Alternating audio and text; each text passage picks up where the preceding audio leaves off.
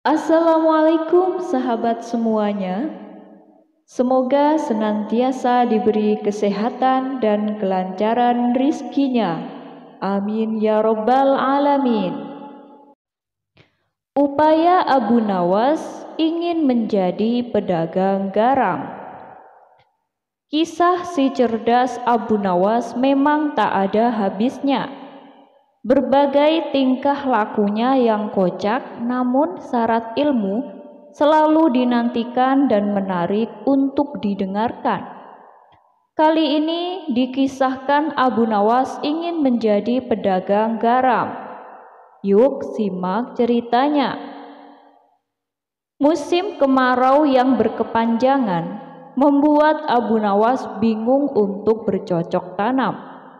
Sebelumnya ia sudah berusaha menanam kentang, tapi karena tidak adanya hujan, maka panen kentang yang diperoleh sangat mengecewakan. Tak ingin mengalami kerugian untuk kedua kalinya, hingga akhirnya ia mencoba berusaha menjual garam.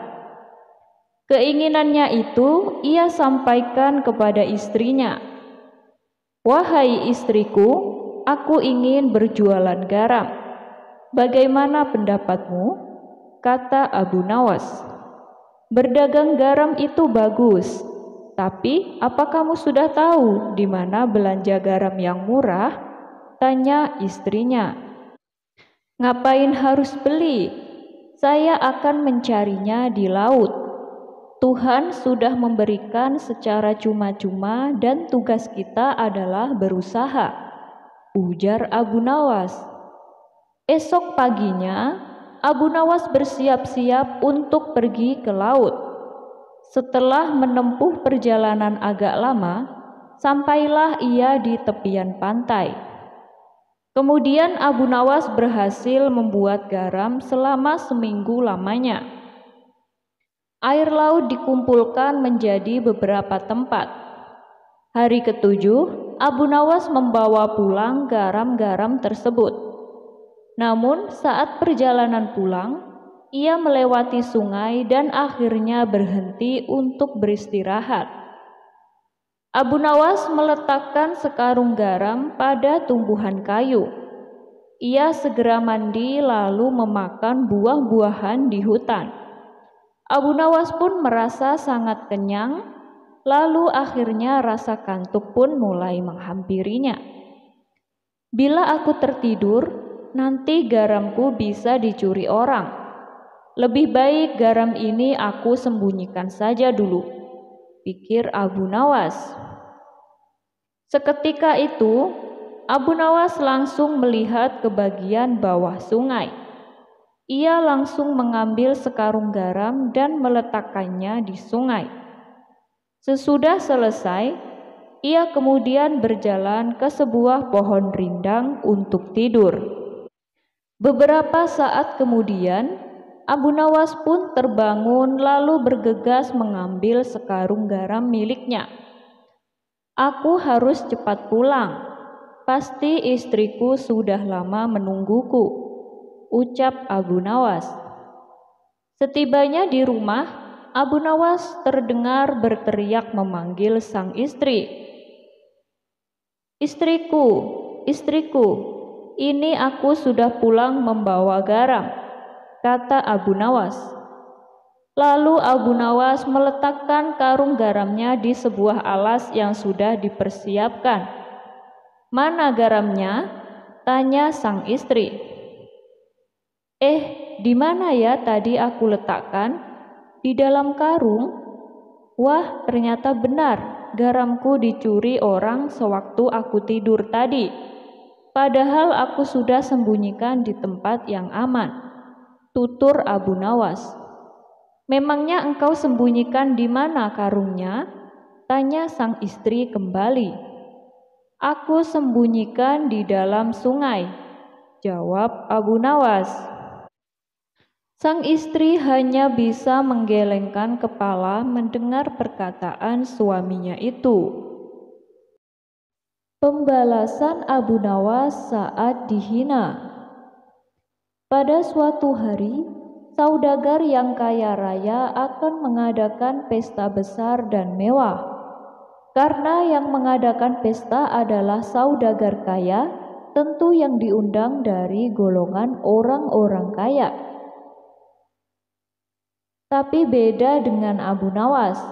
Meskipun bukan orang kaya, tapi ia diundang ke pesta tersebut. Dengan senang hati, Abu Nawas pun menyanggupi untuk datang. Selepas asyar, Abu Nawas sengaja mengosongkan perutnya agar di pesta nanti bisa makan sebanyak-banyaknya. Setelah langit mulai gelap, Abu Nawas bersiap pergi menghadiri pesta tersebut. Sesampainya di rumah saudagar kaya, Abu Nawas melihat sudah banyak orang berkumpul. Ada juga beberapa tamu yang baru datang.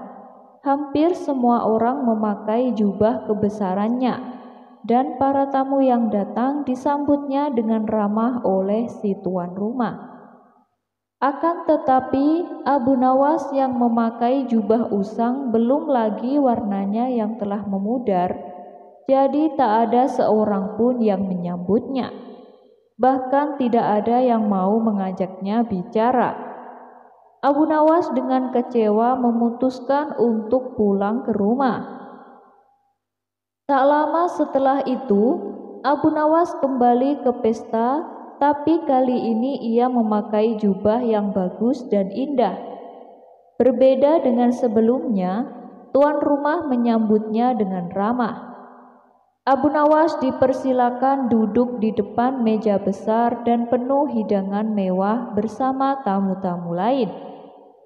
Tapi bukannya makan dengan lahap seperti yang dibayangkan tadi siang, Abu Nawas tak sedikit pun menyentuh hidangan tersebut. Abu Nawas malah membuka jubahnya dan ia letakkan di atas hidangan. Kemudian berteriak, "Hai jubah indah, makanlah hidangan itu." Tentu saja tingkah Abu Nawas ini mengundang banyak perhatian para tamu undangan, termasuk si tuan rumah saudagar kaya. Lalu Abu Nawas berkata lagi, "Tadi waktu aku pertama kesini memakai baju usang, tidak ada seorang pun yang menyapa atau menyambutku, apalagi mengajakku makan. Tapi saat aku kembali dan memakai jubah mewah, aku disambut dengan ramah, dipersilakan duduk dan makan. Jadi makanan ini adalah hak jubahku, bukan aku," ujar Abu Nawas menjelaskan. Tuan rumah si saudagar kaya pun tersadar dan meminta maaf.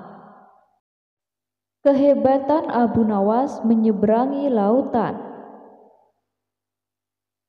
Kecerdikan Abu Nawas saat menaklukkan tantangan berbahaya Raja Harun ar-Rasyid tidak perlu dipertanyakan lagi. Berkali-kali Baginda Raja dibuat heran dan terpukau dengan tingkah sufi nyeleneh ini. Suatu hari, Abu Nawas diundang ke istana untuk menghadap Baginda Raja. Raja Harun ar-Rasyid bertitah, "Wahai Abu Nawas, aku punya misi yang harus engkau taklukkan." "Misi apa itu yang mulia?" tanya Abu Nawas. "Begini, engkau tahu kan negeri kita ini punya teluk yang luas. Tapi sayang, tidak pernah ada satu orang pun yang sanggup menyeberangi teluk itu. Apakah engkau mau berenang ke sana?" titah Raja Harun ar-Rasyid. Tantangan berat tersebut sengaja diberikan kepada Abu Nawas, mengingat Raja sangat paham kalau salah satu rakyatnya itu pasti bisa berenang menyeberangi teluk dengan kecerdasannya. Sambil menggerutu, Abu Nawas menjawab, "Yang mulia, hamba bukan perenang yang baik. Tetapi jika memang yakin, maka hamba siap melakukannya." Usai pertemuan itu, Abu Nawas pulang dan dibuat stres lantaran ia tidak memiliki kemampuan berenang. Keesokan harinya, Abu Nawas berjalan ke pantai sambil memandangi luasnya lautan. Dalam hati kecilnya berkata, "Sulit untuk berenang ke sana." Tetapi dalam kekalutannya itu, ia melihat setumpukan pakaian anak-anak yang tergeletak di pinggir pantai. Ia kemudian bertanya, "Di mana anak-anak ini?" Pagi buta keesokan harinya, Abu Nawas langsung berangkat ke pantai dengan membawa pakaian ganti. Sesampainya di pantai, Abu Nawas meletakkan pakaiannya, sepatu beserta cincin yang biasa ia kenakan. Setelah itu, Abu Nawas langsung kembali pulang ke rumahnya, tidak berenang sebagaimana seharusnya. Tidak berselang lama setelah Abu Nawas pulang, Baginda Raja datang ke pantai bersama sejumlah ajudannya. Mereka dibuat terkejut karena menemukan pakaian Abu Nawas tergeletak di pinggir pantai. "Luar biasa orang ini," gumam Baginda Raja. Meski demikian, beberapa ajudan raja ada yang tidak yakin jika Abu Nawas benar-benar berenang menyeberangi lautan. Mereka akhirnya pergi mendatangi rumah Abu Nawas untuk memastikan keberadaannya. Sayang, di rumah Abu Nawas, rombongan raja tersebut hanya bertemu dengan istrinya yang menceritakan keberadaan Abu Nawas. Kemarin ia bercerita kalau ia akan berenang menyeberangi teluk. Dia berkata bahwa Yang Mulia memerintahkannya melakukan demikian. Sebenarnya saya tak tega membiarkannya pergi, karena saya tahu ia bukan perenang yang baik, kata istrinya dengan nada sedih. Sejurus kemudian, salah seorang pegawai istana datang kepada Baginda Raja dan menyampaikan sebuah kabar bahwa Abu Nawas telah ditemukan oleh nelayan.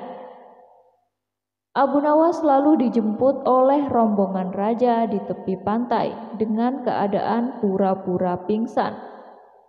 Melihat Abu Nawas tidak berdaya, Baginda Raja kemudian berupaya membangunkannya.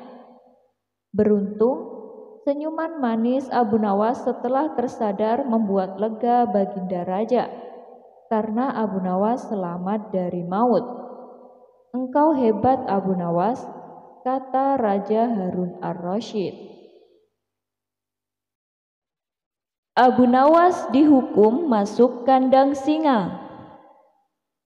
Suatu hari, Abu Nawas menjaili Baginda Raja. Namun, kali ini usilnya bisa dibilang kelewat batas, sebab Baginda Raja hampir saja kehilangan nyawanya. Akibatnya, Baginda Raja menjadi sangat murka dengan ulah Abu Nawas itu. Sebenarnya, perbuatan Abu Nawas semata-mata hanya ingin membalas atas perlakuan Baginda Raja kepadanya. Pasalnya, bukan sekali dua kali saja, Abu Nawas juga beberapa kali hampir celaka karena perbuatan usil Baginda Raja. Saat ini Baginda Raja diselimuti amarah yang sangat memuncak. "Cari Abu Nawas, tangkap dan bawa ke sini," perintahnya. Beberapa pengawal kerajaan langsung berangkat menuju rumah Abu Nawas. Sesampainya di sana, mereka menangkap Abu Nawas dengan kasar. "Apa-apaan ini? Apa salahku?" tanya Abu Nawas ketakutan. "Kami diperintah Baginda Raja untuk menangkapmu. Kalau kamu menolak, kami tetap akan membawamu dengan cara paksa," jawab para pengawal. Abu Nawas pun hanya bisa pasrah. Ia kemudian digiring ke istana dan dihadapkan kepada Baginda Raja. "Ampun Paduka yang mulia, kenapa hamba diperlakukan kasar begini?" Tanya Abu Nawas. Kamu jangan pura-pura tidak tahu. Kamu telah membuat aku murka. Perbuatan usilmu kemarin hampir saja membuatku mati. Kamu keterlaluan dan sangat kurang ajar, jawab Baginda Raja. Maafkan hamba Paduka yang mulia, hamba khilaf, ucap Abu Nawas. Saat ini sudah tidak ada maaf bagimu, kamu harus dihukum mati, bentak Baginda Raja. Lalu dengan cara apa hamba dihukum mati Paduka? Dipancung atau digantung? Tanya Abu Nawas. Bukan dengan cara seperti itu, karena hukuman seperti itu hanya jadi bahan lelucon bagimu, balas Baginda Raja bertambah emosi. Abu Nawas menangkap keseriusan pada diri Baginda Raja. Sepertinya Paduka tidak main-main, ia terlihat sangat marah padaku, pikir Abu Nawas. Bahkan para menteri dan prajurit menundukkan kepala, tidak ada yang berani menatap Baginda Raja. Hai pengawal, masukkan Abu Nawas ke kandang singa, teriak Baginda Raja memecah keheningan. Para menteri dan segenap prajurit terkejut mendengar perintah tersebut. Karena walau bagaimanapun, Abu Nawas adalah sosok yang baik, sering berjasa mengungkap kasus-kasus di dalam istana yang sulit terpecahkan. Mereka tidak sampai hati melihat Abu Nawas tewas mengenaskan diterkam singa buas. Tapi karena ini adalah titah Baginda Raja, tidak ada seorang pun yang berani menentangnya. Lalu seorang penasihat istana berkata, ampun Paduka yang mulia, apakah tidak berlebihan hukuman yang diberikan? Bukankah lebih baik bila Abu Nawas dihukum penjara saja? Ujar penasihat istana coba membela Abu Nawas. Kalau tidak suka dengan keputusanku, kau boleh ikut dengan Abu Nawas, hardik Baginda Raja.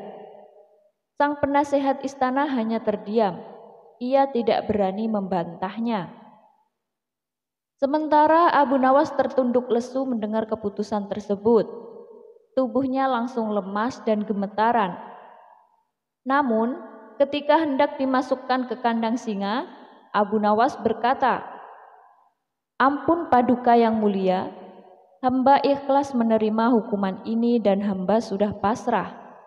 Tapi berilah waktu hamba 3 bulan. Hamba ingin agar di akhir kematian disibukkan oleh amal ibadah. Sejenak Baginda Raja terdiam. Tidak beberapa lama kemudian, Baginda Raja berkata, baik, aku kabulkan permintaanmu. Tapi selama itu pula kamu harus hidup dalam penjara dan kamu dilarang menemui keluargamu. Abu Nawas pun menyetujui syarat tersebut. Kalau diperkenankan, bolehkah saya minta satu permintaan lagi? Tutur Abu Nawas. Apa permintaanmu? Tanya Baginda Raja. Supaya kehidupan hamba di dalam penjara tidak membosankan, izinkan hamba memberi makan singa yang ada di kandang, jawab Abu Nawas. Tidak masalah, nanti ruang penjaramu bersebelahan dengan kandang singa, ujar Baginda Raja. Maka dimasukkanlah Abu Nawas ke penjara. Pada bulan pertama, Abu Nawas melalui waktu dengan beribadah, sedangkan tiap pagi dan sore diisi memberi makan singa. Pada bulan kedua dan ketiga, Abu Nawas makin tekun beribadah. Ia juga lebih rajin memberi makan singa. Abu Nawas memperlakukan singa itu layaknya sahabat. 3 bulan pun berlalu dan tibalah saatnya bagi Abu Nawas untuk menjalani hukuman atas perintah Baginda Raja. Beberapa pengawal istana memasukkan Abu Nawas ke kandang singa. Sementara para menteri yang ikut menyaksikan merasa iba dengan nasib Abu Nawas. Tapi tiba-tiba terjadi peristiwa tidak terduga saat Abu Nawas berada di dalam kandang singa. Singa tersebut tidak menerkam, tapi justru menjilati kaki dan tangan Abu Nawas. Abu Nawas pun membalasnya dengan mengelus-elus tubuh dan kepala singa. Singa yang terkenal buas ini mendadak tunduk dan menurut kepada Abu Nawas. Sontak saja pemandangan itu membuat mereka yang hadir menjadi terkejut dan heran. Abu Nawas ternyata punya kesaktian, ujar salah satu menteri. Dikarenakan singa itu tidak mau menerkam, akhirnya Abu Nawas dikeluarkan dari kandang dan disuruh menghadap Baginda Raja. Hai Abu Nawas, kenapa singa itu tidak mau memakanmu? Kamu punya kesaktian, tanya Baginda Raja heran. Sama sekali hamba tidak punya kesaktian, Paduka, jawab Abu Nawas. Tapi kenapa singa itu tidak mau memakanmu? Tanya Baginda Raja lagi. Begini Paduka yang mulia, selama 3 bulan ini hamba rutin memberi singa itu makan dan minum. Dan hamba juga memperlakukan dia dengan baik. Oleh sebab itulah hamba tidak dimangsanya. Sebab dia pikir hamba adalah orang yang berjasa bagi dia. Padahal hanya 3 bulan hamba memperlakukan dia dengan baik. Dia memang seekor singa yang buas, tapi dia tahu balas budi. Buktinya dia tidak memaksa hamba, sedangkan Paduka sendiri bertahun-tahun hamba mengabdi kepada Paduka dan berjasa bagi istana ini. Tapi hanya karena satu kesalahan, Paduka begitu tega menjatuhkan hukuman mati kepada hamba. Tutur Abu Nawas menjelaskan. Mendengar hal itu, Baginda Raja pun menyadari akan kesalahannya. Maafkan aku Abu Nawas, aku telah berbuat khilaf. Baiklah, sekarang kamu boleh pulang dan ini ada hadiah uang untukmu dan keluargamu. Terimalah sebagai rasa terima kasihku karena telah menyadarkanku, ujar Baginda Raja. Abu Nawas tidak mau menjadi pejabat. Abu Nawas dipanggil ke istana raja. Ia diperintah Raja Harun ar-Rasyid untuk mengubur jenazah bapaknya itu sebagaimana adat Syekh Maulana. Apa yang dilakukan Abu Nawas hampir tiada bedanya dengan Kadi Maulana, baik mengenai tata cara memandikan jenazah hingga mengkafani, menyalati dan mendoakannya. Maka Raja Harun ar-Rasyid bermaksud mengangkat Abu Nawas menjadi kadi atau penghulu menggantikan kedudukan bapaknya. Namun, karena mendengar rencana sang raja, tiba-tiba saja Abu Nawas yang cerdas itu nampak berubah menjadi gila. Usai upacara pemakaman bapaknya, Abu Nawas mengambil sepotong batang pisang dan diperlakukan seperti kuda. Ia menunggangi kuda dari batang pisang sambil berlari-lari dari kuburan bapaknya menuju rumahnya. Orang yang melihat menjadi terheran-heran dibuatnya. Pada hari yang lain, ia mengajak anak-anak kecil dalam jumlah yang cukup banyak untuk pergi ke makam bapaknya. Dan di atas makam bapaknya itu, ia mengajak anak-anak bermain rebana dan bersuka cita. Kini semua orang semakin heran atas kelakuan Abu Nawas itu.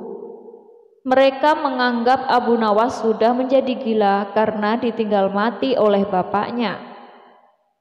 Pada suatu hari, ada beberapa orang utusan dari Sultan Agung ar-Rasyid datang menemui Abu Nawas.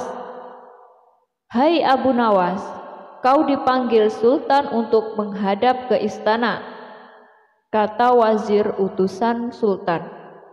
Buat apa Sultan memanggilku? Aku tidak ada keperluan dengannya, jawab Abu Nawas dengan enteng seperti tanpa beban. Hai Abu Nawas, kau tidak boleh berkata seperti itu kepada rajamu. Hai wazir, kau jangan banyak cakap. Cepat ambil kudaku ini dan mandikan di sungai supaya bersih dan segar, kata Abu Nawas sambil menyodorkan sebatang pohon pokok pisang yang dijadikannya kuda-kudaan. Si wazir hanya geleng-geleng kepala melihat kelakuan Abu Nawas. "Abu Nawas, kau mau apa tidak menghadap raja?" kata wazir. "Katakan kepada rajamu, aku sudah tahu, makanya aku tidak mau," kata Abu Nawas. "Apa maksudmu, Abu Nawas?" tanya wazir dengan rasa penasaran. "Sudah pergi sana, bilang begitu pada rajamu," sergap Abu Nawas sembari menyaruk debu dan dilempar ke arah si wazir dan teman-temannya. Si wazir segera menyingkir dari halaman rumah Abu Nawas. Mereka melaporkan keadaan Abu Nawas yang tak waras itu kepada Raja Harun ar-Rasyid. Dengan geram raja berkata, "Kalian bodoh semua, hanya menghadapkan Abu Nawas kemari saja tidak becus. Ayo pergi ke sana, bawa dia kemari dengan sukarela ataupun terpaksa." Si wazir segera mengajak beberapa prajurit istana, dan dengan paksa Abu Nawas pun dihadirkan di hadapan raja. "Abu Nawas, bersikaplah sopan," tegur Baginda. "Ya Baginda, tahukah Anda, Baginda, terasi itu asalnya dari udang." "Kurang ajar, kau menghinaku Abu Nawas." "Tidak Baginda, siapa bilang udang berasal dari terasi?" Baginda merasa dilecehkan. Ia naik pitam dan segera memberi perintah kepada para pengawalnya. "Hajar dia, pukuli dia sebanyak 25 kali." Wah, Abu Nawas yang kurus kering itu akhirnya lemas tak berdaya dipukuli tentara yang bertubuh kekar. Usai dipukuli, Abu Nawas disuruh keluar istana. Ketika sampai di pintu gerbang kota, ia dicegat oleh penjaga. "Hai Abu Nawas, tempo hari ketika kau hendak masuk ke kota ini, kita telah mengadakan perjanjian. Masa kau lupa pada janjimu itu? Jika engkau diberi hadiah oleh Baginda, maka engkau berkata, 'Aku bagi dua.' Engkau satu bagian, aku satu bagian. Nah, sekarang mana bagianku itu? Hai penjaga pintu gerbang, apakah kau benar-benar menginginkan hadiah Baginda yang diberikan kepadaku tadi?" "Iya, tentu itu kan sudah merupakan perjanjian kita." "Baik, aku berikan semuanya, bukan hanya satu bagian." "Wah, ternyata kau baik hati Abu Nawas. Memang harusnya begitu. Kau kan sudah sering menerima hadiah dari Baginda." Tanpa banyak cakap lagi, Abu Nawas mengambil sebatang kayu yang agak besar. Lalu orang itu dipukulinya sebanyak 25 kali. Tentu saja orang itu menjerit-jerit kesakitan dan menganggap Abu Nawas telah menjadi gila. Setelah penjaga gerbang kota itu klenger, Abu Nawas meninggalkannya begitu saja. Ia terus melangkah pulang ke rumahnya. Sementara itu, si penjaga pintu gerbang mengadukan nasibnya kepada Sultan Harun ar-Rasyid. "Ya tuanku Syah Alam, ampun beribu ampun, hamba datang kemari mengadukan Abu Nawas yang telah memukul hamba sebanyak 25 kali tanpa suatu kesalahan. Hamba mohon keadilan dari tuanku Baginda." Baginda segera memerintahkan pengawal untuk memanggil Abu Nawas. Setelah Abu Nawas berada di hadapan Baginda, ia ditanya, "Hai Abu Nawas, benarkah kau telah memukuli penunggu pintu gerbang kota ini sebanyak 25 kali pukulan?" Berkata Abu Nawas, "Ampun tuanku, hamba melakukannya karena sudah sepatutnya dia menerima pukulan itu." "Apa maksudmu? Coba kau jelaskan sebab musababnya kau memukuli orang itu," tanya Baginda. "Benar tuanku," jawab penunggu pintu gerbang. Tapi hamba tiada mengira jika baginda memberikan hadiah pukulan. Haha, dasar tukang peras, sekarang kena batunya kau, sahut baginda. Abu Nawas tiada bersalah. Bahkan sekarang aku tahu bahwa penjaga pintu gerbang kota Baghdad adalah orang yang suka narget, suka memeras orang. Kalau kau tidak merubah kelakuan burukmu itu, sungguh aku akan memecat dan menghukum kamu. Ampun tuanku, sahut penjaga pintu gerbang dengan gemetar. Abu Nawas berkata, tuanku, hamba sudah lelah, sudah mau istirahat, tiba-tiba diwajibkan hadir di tempat ini. Padahal hamba tiada bersalah. Hamba mohon ganti rugi, sebab jatah waktu istirahat hamba sudah hilang karena panggilan tuanku. Padahal besok hamba harus mencari nafkah untuk keluarga hamba. Sejenak baginda melengak, terkejut atas protes Abu Nawas. Namun tiba-tiba ia tertawa terbahak-bahak. Jangan khawatir Abu Nawas. Baginda kemudian memerintahkan bendahara kerajaan memberikan sekantong uang perak kepada Abu Nawas. Abu Nawas pun pulang dengan hati gembira. Tetapi sampai di rumahnya, Abu Nawas masih bersikap aneh dan bahkan semakin nyentrik seperti orang gila sungguhan. Pada suatu hari, Raja Harun ar-Rasyid mengadakan rapat dengan para menterinya. Apa pendapat kalian mengenai Abu Nawas yang hendak kuangkat sebagai kadi? Wazir atau Perdana Menteri berkata, melihat keadaan Abu Nawas yang semakin parah otaknya, maka sebaiknya tuanku mengangkat orang lain saja menjadi kadi. Menteri-menteri yang lain juga mengutarakan pendapat yang sama. Tuanku, Abu Nawas sudah menjadi gila karena itu dia tak layak menjadi kadi. Baiklah, kita tunggu dulu sampai 21 hari, karena bapaknya baru saja mati. Jika tidak sembuh-sembuh juga, bolehlah kita mencari kadi yang lain saja. Setelah lewat sebulan, Abu Nawas masih dianggap gila. Maka Sultan Harun ar-Rasyid mengangkat orang lain menjadi kadi kerajaan Baghdad.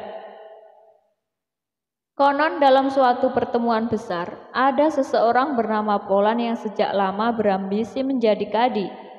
Ia mempengaruhi orang-orang di sekitar baginda untuk menyetujui jika ia diangkat menjadi kadi. Maka tatkala ia mengajukan dirinya menjadi kadi kepada baginda, maka dengan mudah baginda menyetujuinya. Begitu mendengar kabar Polan diangkat menjadi kadi, maka Abu Nawas mengucapkan syukur kepada Tuhan. Alhamdulillah, aku telah terlepas dari bala yang mengerikan. Tapi sayang sekali, kenapa harus Polan yang menjadi kadi? Kenapa tidak yang lain saja? Mengapa Abu Nawas bersikap seperti orang gila? Ceritanya begini. Pada suatu hari ketika ayahnya sakit parah dan hendak meninggal dunia, ia memanggil Abu Nawas untuk menghadap.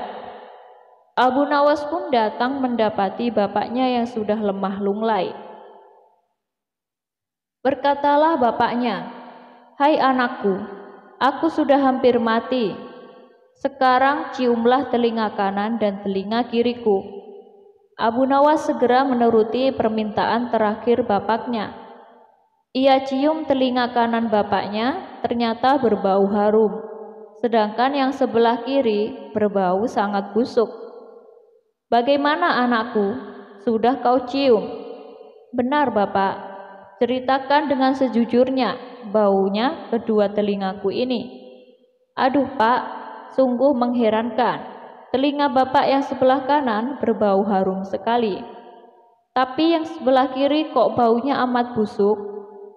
"Hai anakku Abu Nawas, tahukah apa sebabnya bisa terjadi begini?" "Wahai bapakku, cobalah ceritakan kepada anakmu ini." Berkatalah Syekh Maulana, "Pada suatu hari datang dua orang mengadukan masalahnya kepadaku. Yang seorang aku dengarkan keluhannya, tapi yang seorang lagi karena aku tak suka maka aku tak dengar pengaduannya. Inilah resiko menjadi kadi. Jika kelak kau suka menjadi kadi, maka kau akan mengalami hal yang sama. Namun jika kau tidak suka menjadi kadi, maka buatlah alasan yang masuk akal agar tidak terpilih sebagai kadi oleh Sultan Harun ar-Rasyid. Tapi tidak bisa tidak, Sultan Harun ar-Rasyid pastilah tetap memilihmu sebagai kadi. Nah, itulah sebabnya Abu Nawas pura-pura menjadi gila, hanya untuk menghindarkan diri agar tidak diangkat menjadi kadi. Seorang kadi atau penghulu pada masa itu kedudukannya seperti hakim yang memutus suatu perkara. Walaupun Abu Nawas tidak menjadi kadi, namun dia sering diajak konsultasi oleh sang raja untuk memutus suatu perkara. Bahkan ia kerap kali dipaksa datang ke istana hanya sekedar untuk menjawab pertanyaan Baginda Raja yang aneh-aneh dan tidak masuk akal. Abu Nawas lolos dari sayembara dikubur hidup-hidup, kantongi hadiah 1000 dinar. Suatu hari, Baginda Raja pergi ke negeri tetangga. Dia disambut hangat oleh raja di sana. Baginda Raja juga disuguhi beberapa hiburan yang membuat senang. Di antara hiburan yang bikin penasaran adalah pertunjukan sulap, yakni ada pesulap dikubur hidup-hidup, tapi bisa lolos dan selamat. Tiba-tiba sudah ada di tempat lain. Baginda Raja pun kagum memuji sang pesulap. Beberapa hari kemudian dia kembali ke istana dan menceritakan kepada Pendawa tentang sulap yang luar biasa. Pendawa pun bertanya-tanya tentang sulap tersebut. Setelah Baginda Raja menceritakan tentang pesulap tersebut, mereka yang mendengarkan sampai geleng-geleng kepala. Semua takjub akan kehebatan si pesulap. Salah satu orang yang mendengarkannya bertanya, "Apakah ada di negeri ini yang bisa seperti itu?" Berkata kepada Baginda Raja, "Mereka tidak yakin ada yang bisa, tapi apa salahnya jika dicoba?" Salah satu menteri mengundang semua pesulap dan bertanya satu persatu. Baginda Raja pun menyetujuinya dan langsung memanggil para pesulap. Setelah semua pesulap berkumpul, satu persatu ditanya oleh Baginda Raja, "Aku ingin ada suatu pertunjukan sulap, di mana ada yang dikubur hidup-hidup tapi bisa selamat. Apakah kau sanggup melakukannya?" Tanya Baginda Raja.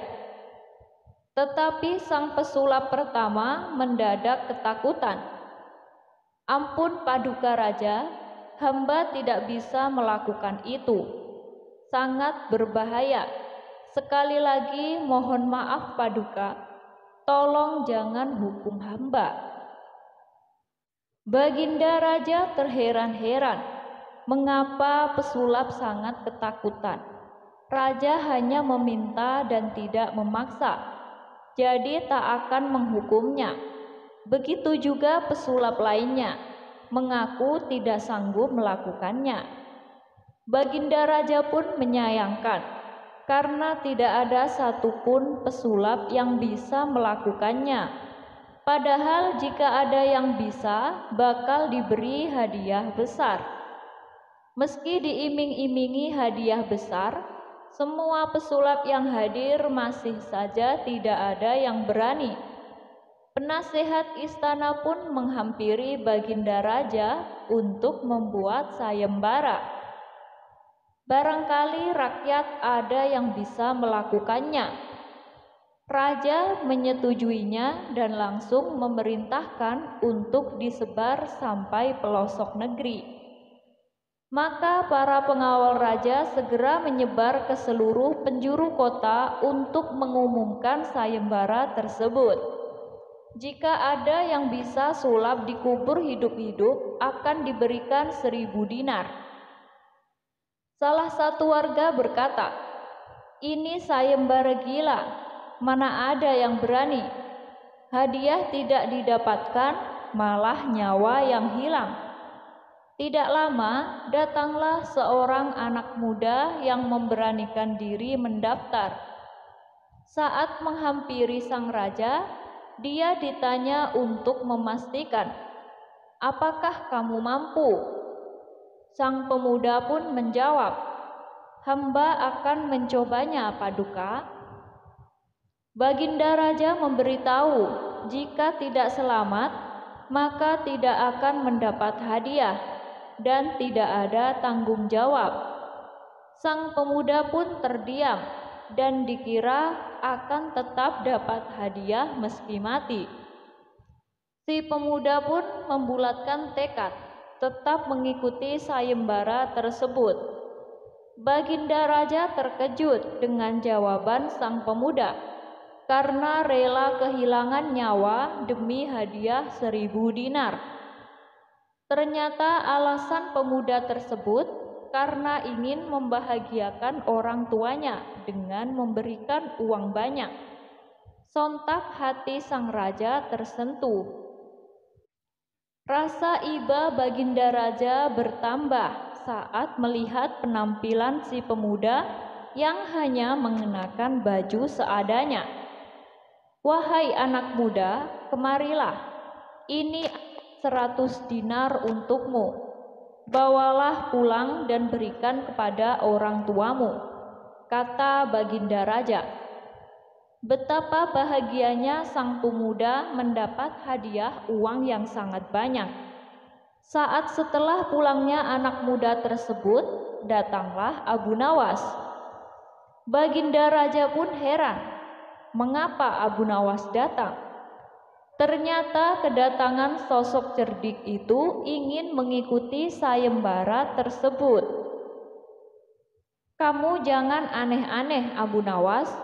Kamu ini bukan pesulap," ucap Baginda Raja. Abu Nawas protes, "Tapi sayembara ini untuk siapa saja. Mengapa hamba tidak boleh ikut?" Raja pun membalas, dirinya tidak menolak, tetapi tak mau ada rakyatnya mati konyol. Abu Nawas pun berkata, jika kedatangannya tidak mencari mati, tetapi mencari hadiah. Dikarenakan Abu Nawas terus mendesak, Baginda Raja akhirnya mempersilahkan Abu Nawas mengikuti sayembara. Ternyata keberanian Abu Nawas ini membuat rakyat gempar dan penasaran.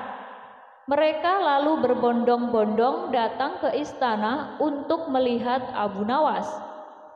Kemudian Abu Nawas diajak ke halaman istana. Di sana sudah ada lubang tanah dengan kedalaman 5 meter. "Masuklah ke sana. Jika selamat, kau akan dapat hadiah 1000 dinar," ujar Baginda Raja. Abu Nawas mengatakan, sebelum melakukannya, dia memiliki permintaan diberi topi baja untuk menutupi kepalanya. Baginda Raja pun mengabulkan. Lalu dilaksanakan sayembara tersebut. Disinilah kecerdasan Abu Nawas mulai ditunjukkan. Setiap urukan tanah yang mengarah kepadanya, ia selalu menghindar dan menginjak-injaknya. Abu Nawas terus memposisikan kakinya agar selalu di atas tanah yang menguruknya. Dia berusaha semaksimal mungkin supaya kedua kakinya tidak tertimbun tanah. Sementara Baginda Raja yang sedang menyaksikan merasa penasaran dengan cara apa Abu Nawas meloloskan diri.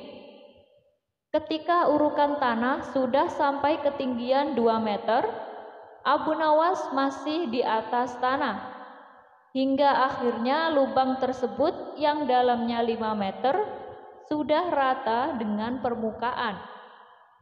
Dengan tenangnya, Abu Nawas berdiri di atas urukan tanah tersebut. "Wahai Paduka yang mulia, "Lihatlah, hamba selamat dan masih hidup," ujar Abu Nawas. Baginda Raja pun tertawa melihat kelakuan Abu Nawas. Raja tidak menyangka dengan cara Abu Nawas yang sangat konyol tapi juga cerdik. Atas keberhasilannya,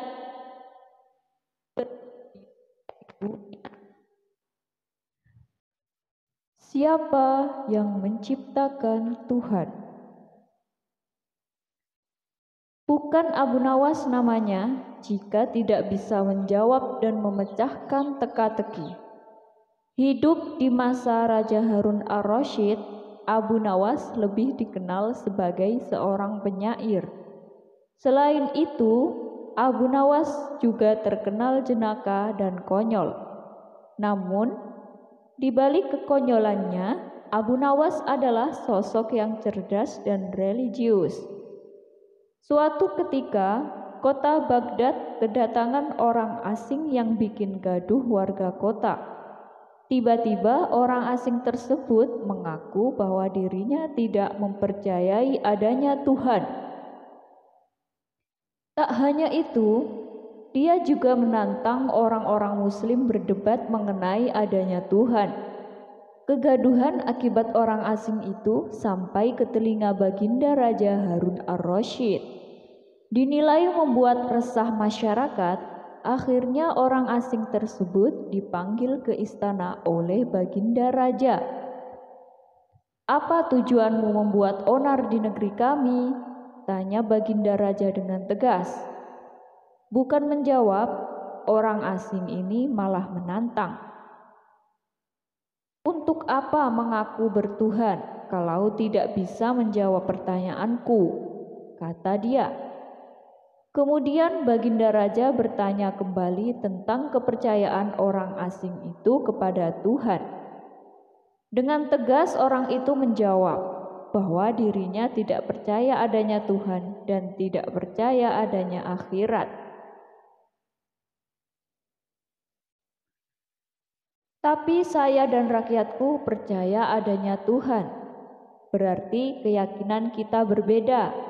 Jadi jangan ganggu rakyatku," kata Baginda Raja. Namun orang asing itu malah mengajukan pertanyaan yang harus dijawab. Baginda Raja pun mempersilahkan. Orang Islam meyakini bahwa dunia dan seisinya adalah ciptaan Allah. Lalu siapakah yang menciptakan Tuhan? Bukankah sesuatu yang ada pasti ada penciptanya? Tanya orang tak dikenal itu. Sebenarnya Raja Harun ar-Rasyid bisa saja menjawab berdasarkan hadis dan Al-Quran. Tapi karena yang dihadapi adalah orang yang tidak percaya Tuhan, maka jawabannya harus dengan logika. Kemudian salah satu menterinya membisikkan kepada Baginda Raja, "Paduka, kalau soal beginian serahkan saja pada Abu Nawas. Dia pasti bisa mematahkan argumen orang itu, Baginda," kata sang menteri. Raja menyetujui usulan menterinya, maka dipanggillah Abu Nawas ke istana.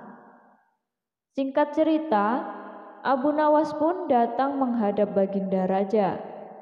Ia lalu dipersilahkan duduk di sampingnya. "Ada apa, Paduka? Kenapa tiba-tiba memanggil hamba?" tanya Abu Nawas.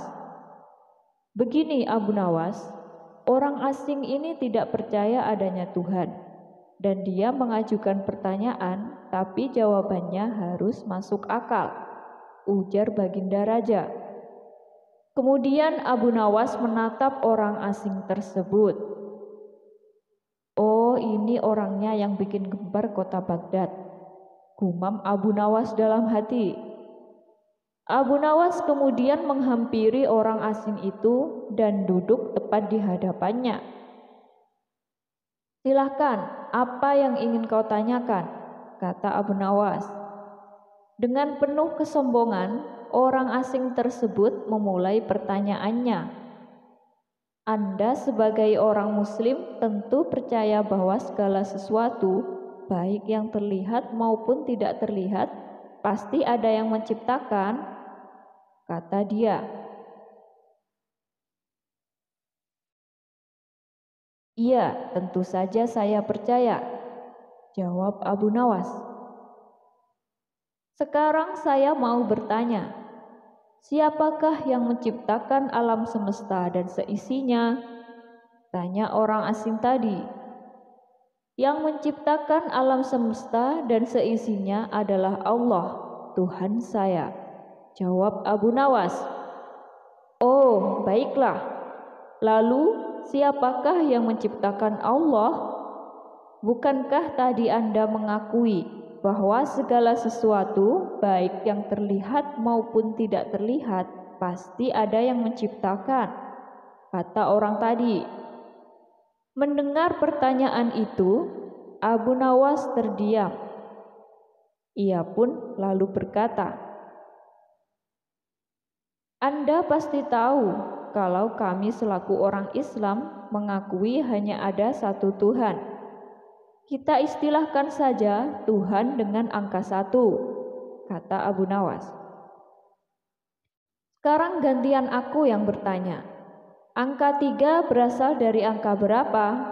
Kata Abu Nawas, mengajukan pertanyaan. Angka 3 berasal dari angka 2 ditambah 1, jawab orang tersebut. Tepat sekali. Kalau angka 2 berasal dari angka berapa? Tanya Abu Nawas lagi. Angka 2 berasal dari angka 1 ditambah 1, jawab orang itu. Benar sekali. Sekarang, kalau angka 1 sendiri berasal dari angka berapa? Tanya Abu Nawas lagi. Orang asing itu kaget dengan pertanyaan tersebut. Dia hanya terdiam tak bisa menjawabnya.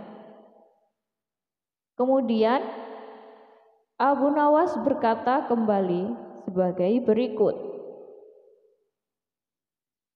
Pada intinya, semua angka pasti ada awalnya. Entah itu angka 5, angka 4, ataupun angka 10. Dan angka-angka tersebut diibaratkan alam semesta ciptaan Allah, kata Abu Nawas. Apabila kamu bertanya siapa yang menciptakan Allah, sama halnya saya bertanya dari mana angka 1 itu ada. Kamu pasti tidak akan bisa menjawabnya. Tambah Abu Nawas lagi. Orang asing itu pun langsung terdiam merenungi kata-kata Abu Nawas. Untuk jawabanmu atas pertanyaanku masuk akal, kata orang asing tersebut. Jawaban Abu Nawas tentang siapa yang menciptakan Tuhan membuat lawan bicaranya terdiam. Raja Harun ar-Rasyid pun kagum atas jawaban cerdas sang sufi.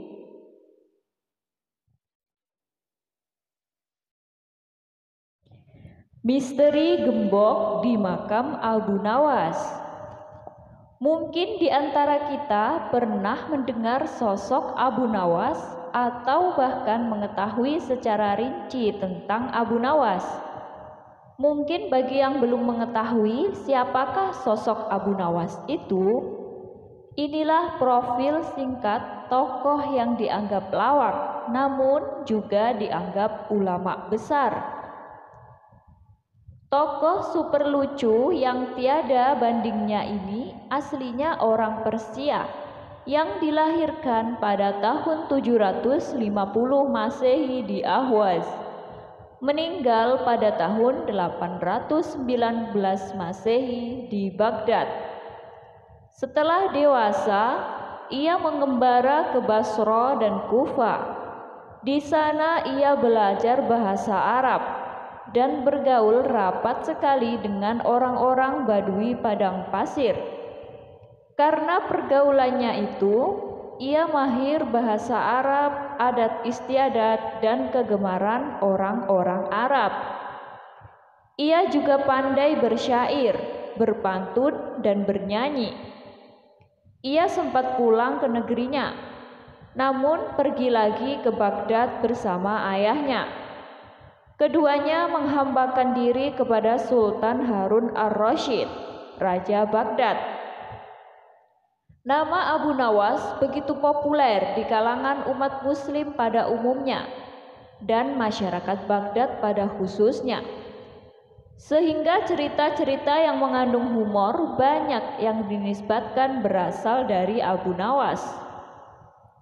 Tokoh semacam Abu Nawas yang mampu mengatasi berbagai persoalan rumit dengan style humor atau bahkan humor politis ternyata juga tidak hanya ada di negeri Baghdad. Kita mengenal Syah Juha yang hampir sama piawainya dengan Abu Nawas. Juga Nasaruddin Hoja, sang sufi yang lucu namun cerdas. Kita juga mengenal Kabayan di Jawa Barat, yang konyol namun ternyata juga cerdas. Abu Nawas setelah meninggal pun masih bisa membuat orang tertawa. Di depan makamnya ada pintu gerbang yang terkunci dengan gembok besar sekali. Namun di kanan kiri pintu gerbang itu pagarnya bolong, sehingga orang bisa leluasa masuk untuk berziarah ke makamnya. Apa maksudnya dia berbuat demikian? Mungkin itu adalah simbol watak Abu Nawas yang sepertinya tertutup namun sebenarnya terbuka. Ada sesuatu yang misteri pada diri Abu Nawas. Ia sepertinya bukan orang biasa. Bahkan ada yang meyakini bahwa dari kesederhanaannya, ia adalah seorang guru sufi. Namun ia tetap dekat dengan rakyat jelata, bahkan konsisten membela mereka yang lemah dan tertindas.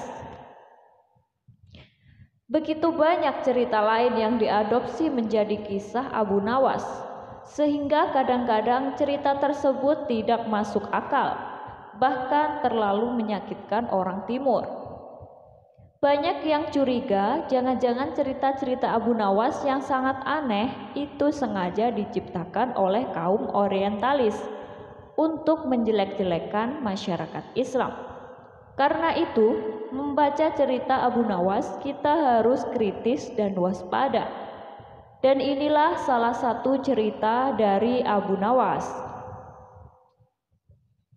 Pada suatu hari, Abu Nawas menghadap ke istana. Ia pun bercakap-cakap dengan sultan dengan riang gembira. Tiba-tiba terlintas dalam pikiran di benak sultan, bukankah ibu si Abu Nawas ini sudah meninggal?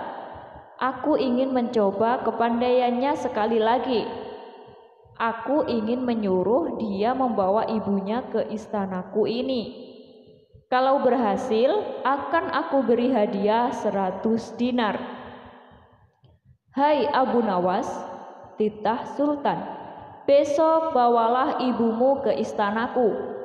Nanti aku beri engkau hadiah 100 dinar. Abu Nawas kaget. Bukankah beliau sudah tahu kalau ibuku sudah meninggal? Tapi mengapa beliau memerintahkan itu, pikirnya. Namun dasar Abu Nawas, ia menyanggupi perintah itu. Baiklah tuanku, esok pagi hamba akan bawa ibu hamba menghadap kemari. Jawabnya mantap. Setelah itu ia pun mohon diri. Sesampainya di rumah, setelah makan dan minum, ia pergi lagi. Dijelajahinya sudut-sudut negeri itu, menyusuri jalan, lorong, dan kampung untuk mencari seorang perempuan tua yang akan dijadikan sebagai ibu angkat. Rupanya tidak mudah menemukan sesosok perempuan tua. Setelah memeras tenaga mengayun langkah ke sana kemari hingga jontor, barulah ia menemukan yang dicari. Perempuan itu adalah seorang pedagang kue di pinggir jalan yang sedang memasak kue-kue dagangannya. Dihampirilah perempuan tua itu. Hai ibu, bersediakah engkau kujadikan ibu angkat? Kata Abu Nawas. Kenapa engkau berkata demikian? Tanya si ibu tua itu. Apa alasannya? Maka diceritakanlah perihal dirinya yang mendapat perintah dari sultan agar membawa ibunya ke istana, padahal ibunya sudah meninggal. Juga dijanjikan akan membagi 2 hadiah dari sultan yang akan diterimanya. Uang itu dapat ibu simpan untuk bekal meninggal bila sewaktu-waktu dipanggil Tuhan, kata Abu Nawas. Baiklah, kata si ibu tua itu, aku sanggup memenuhi permintaanmu itu.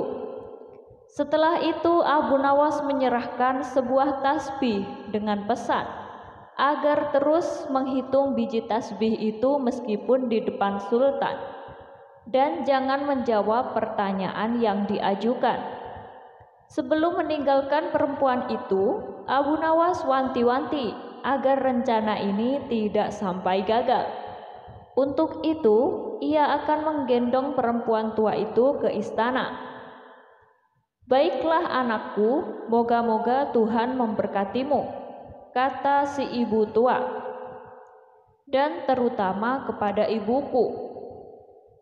Keesokan harinya, pagi-pagi sekali Abu Nawas sudah sampai di istana, lalu memberikan salam kepada sultan. Waalaikumsalam Abu Nawas, jawab sultan. Setelah itu sultan memandang Abu Nawas. Bukan main terkejutnya sultan melihat Abu Nawas menggendong seorang perempuan tua. Siapa yang kamu gendong itu? Tanya sultan. Diakah ibumu? Tapi kenapa siang begini kamu baru sampai? Benar tuanku, inilah Ibu Pati. Beliau sudah tua dan kakinya lemah. Dia tidak mampu berjalan kemari, padahal rumahnya sangat jauh.